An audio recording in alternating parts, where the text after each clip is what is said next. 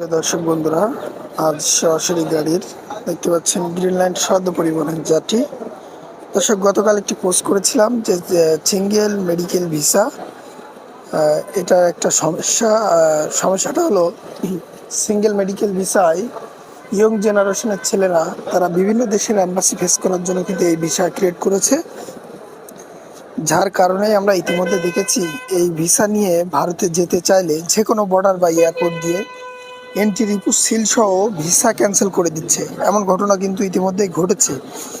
তো আপনাদেরকে বলবো, আপনাদের যেই ভিসা যেই প্রয়োজনে সেই ভিসা করেই ভারতে যাবেন এবং এই মিথ্যা প্রতিশ্রুতি দিয়ে ভিসা করে ভারতে যাবেন না, এটি আপনাদেরকে অনুরোধ করব। এবং এই ভিসা ক্যান্সেল হলে কিন্তু ভারতের ভিসা সারা জীবনের জন্য নিষিদ্ধ হতে পারে আপনার। তাই দয়া করে এই ভুলটা কেউ করবেন না। আপনার মেডিকেল ভিসা, চিকিৎসার প্রয়োজনে মেডিকেল ভিসা এবং double entry visa embassy face করার জন্য আপনার যে প্রয়োজন যে ভিসার সেই ক্যাটাগরির ভিসা করবেন। আশা করি সবাই বুঝেছেন। দর্শক, ভিডিওটি ভালো লাগলে শেয়ার করবেন এবং ভিডিওটি কেউ কোথা থেকে দেখছেন একটি কমেন্ট করবেন।